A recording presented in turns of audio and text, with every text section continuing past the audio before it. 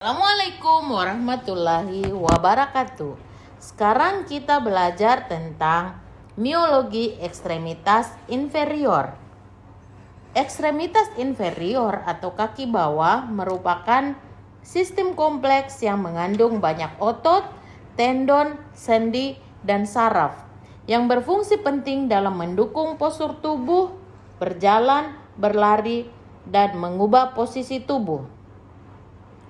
Otot-otot dalam ekstremitas inferior dibagi menjadi 4 kelompok besar, yaitu yang pertama adalah otot-otot glutea.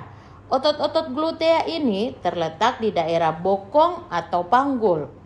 Otot utama dari otot glutea ini yaitu gluteus maximus, gluteus medius, dan minimus, yang berperan dalam pergerakan dan stabilisasi panggul serta gerakan paha, seperti ekstensi dan abduksi.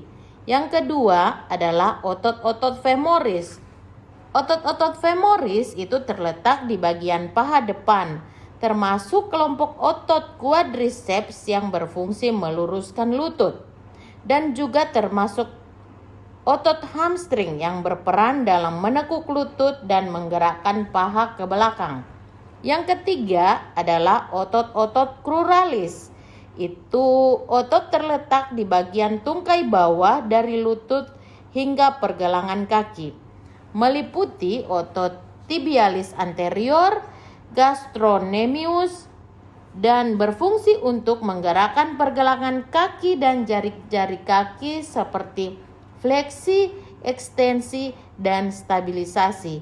Yang keempat adalah otot-otot pedis yang berada di daerah kaki bagian bawah, termasuk otot-otot kecil yang di telapak kaki dan jari-jari kaki, berperan dalam gerakan halus jari-jari kaki dan menjaga lengkung kaki. Di sini saya akan menjelaskan lebih detail tentang otot-otot glutea baik origo, insersio, dan fungsinya. Yang pertama adalah musculus tensor fascia lata, di mana origonya yaitu spina iliaca anterior superior atau sias dan bagian anterior dari crista iliaca. Insersionya yaitu tractus iliotibialis atau pita jaringan ikat tebal yang membentang di sepanjang sisi lateral paha hingga ke tibia, yang berfungsi untuk mengabduksi dan memfleksikan paha serta membantu rotasi medial paha. Otot ini juga mampu menstabilkan panggul dan lutut, terutama saat berdiri dan berjalan. Yang kedua adalah musculus gluteus maximus. Origonya yaitu permukaan posterior ilium atau di belakang linea glutea posterior, sacrum, dan coccygeus. Insersionya yaitu tuberositas glutea pada femur dan tractus iliotibialis yang berfungsi merupakan ekstensor paha terkuat, sangat penting untuk gerakan seperti menaiki tangga dan berdiri dari posisi duduk, dan juga berperan dalam rotasi lateral dan abduksi paha. Yang ketiga adalah musculus gluteus medius. Origonya permukaan luar ilium antara linea glutea anterior dan posterior, dan insersionya trochanter major femur. Fungsinya yaitu abduktor paha utama. Bagian anteriornya membantu rotasi medial paha, sementara bagian posteriornya membantu rotasi lateral. Yang keempat adalah musculus gluteus minimus. Origonya permukaan luar ilium antara linea glutea anterior dan inferior, insersio trochanter major femur. Fungsinya mirip dengan gluteus medius, yaitu sebagai abduktor dan rotator medial paha, bekerja bersama gluteus medius untuk menstabilkan panggul. 5. Musculus piriformis. Origonya adalah permukaan anterior sacrum dan ligamentum sacrotuberal Insersionya adalah trochanter major femur.